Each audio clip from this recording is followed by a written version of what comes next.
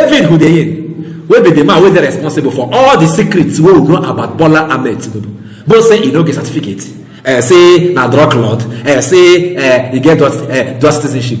The man will dig up all these things. They say na investigative journalist David Hudeyin. Him don come outside, nakana some truth, abi some revelation about Tinubu. This revelation wey him come out come nakana omo ibadu. If you hear am, you will not know that there is fire on the mountain. But before I give you the in total of that revelation, make we go small break.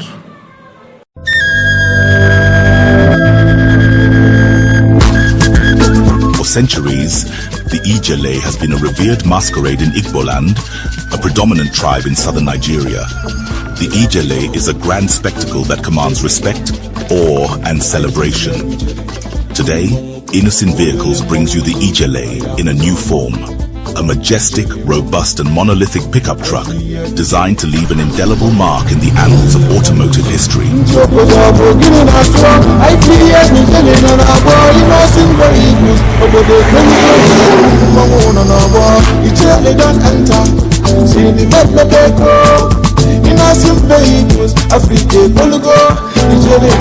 The Innocent Ejella is equipped with a powerful 3.0 L-turbo engine and 4WD to conquer any terrain with ease. Make way for the Innocent Ejella, Innocent Vehicle, the pride of African roads. Welcome back.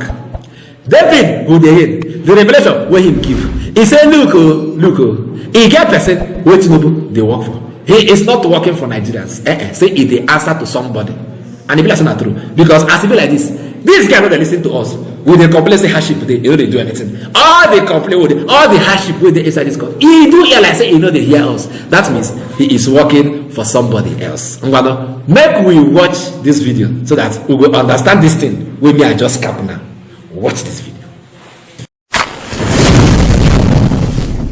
Yes, so how does such a man, even if he was just a bagman, but worse if he was more, how does such a man end up as the president of a mighty country like Nigeria?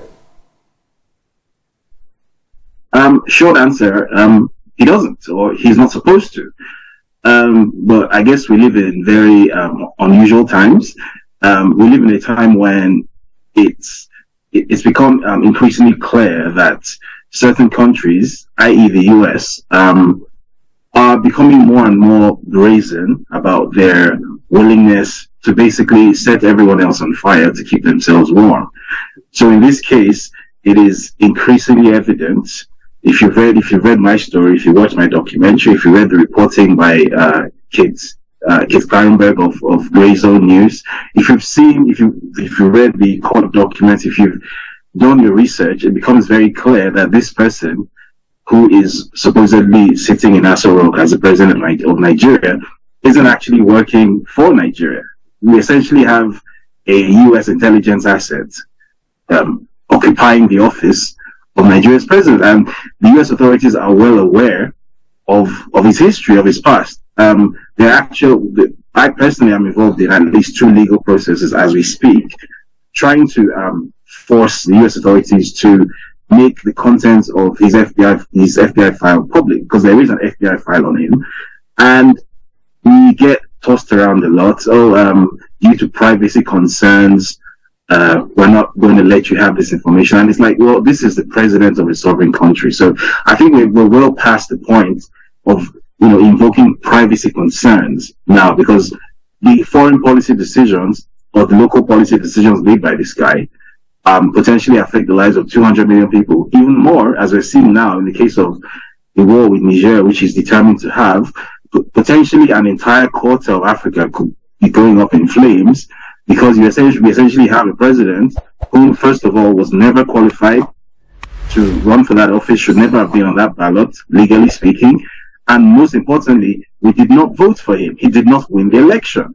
And based on the data that the US government itself paid for, the polls that the US government itself, the pre-election polling and research the US government itself paid for, based on the reports that were put out by the EU Observer Commission, it's evidence. It's visible to the blind and audible to the deaf. And not only did this guy not win the election, he wasn't even close. And yet, some of these powerful countries, shall we say, have simply decided that, look, we have foreign policy objectives, we have foreign policy goals, and one of these goals is, for whatever reason, to keep our thumb on West Africa. And the way to keep our thumb on West Africa is to ensure that whoever is in power in Nigeria is someone who is completely supine, completely pliable, someone who essentially can be blackmailed, because that's my reading of the situation. So essentially right now, Nigeria is sovereign in name, but we are essentially under some sort of foreign occupation. That's the way I see it, because the person who is wielding the powers of state as president is not working in the interest of the country. He's not working for us. We didn't put him there. We didn't vote for him, and he's not answering to us. He's answering to Paris. He's answering to DC, London to a lesser extent. He's answering to everyone except us, the 200 million people of Nigeria. So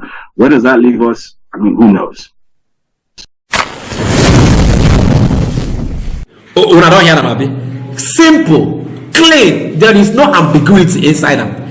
He said, look, this guy, he not even qualify to even get the ballot. Number one. Number two, he not even win the election. They declare him as winner. And number three, say, look, some people are holding him ransom because if he misbehave, they will expose what him don't do. Him also talking inside that video. That's David Hudeyin. Say, look, he follow for people who enter FBI. Say, give us the facts about the drug dealings of this man. They say na confidential information. How are you keeping such an information confidential when the lives of 200 million Nigerians are at stake? How now they keep it confidential? Even the certificate saga, you understand? Chicago University, they don't come out with real facts. So these are the things where they use hold this guy ransom. Say, Oga, you must play to our tune. And of course, now say now Nigeria be the captain of West Africa. So if they grab Nigeria, all other West Africa states are grabbed. Little did we wonder how or why this man Tinubu he don't took head and say he won't invade Niger Republic. What it concern you? Because people wey him they listen to get interest inside that place. Now them they suck the natural resources within there, uranium and the rest of them. Una hear am as David talk am say US France and to some extent UK. Now them collabo, they control this guy like calculator. Because they have a thing against him and he cannot afford to do otherwise. Una don't understand the gist now. So if you think we have somebody in Asarok working for you, now lie you. Now lie. If they work for the interest of other people. How that one take concern us? He concern us because now we him the rule over. I do not be so. So I beg. As you don't get this revelation now, the only thing we remain are prayers. Make we no wake up one day here say, they don't sell this country. Because how can you have a president that is being blackmailed? If you do anyhow, they go blackmail them because the facts are with them, and they don't want to reveal it to anybody. They have concealed it.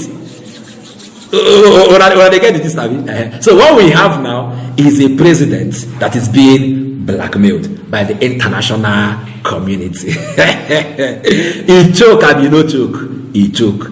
Now where I go end up for today? You hear me? I go see una later.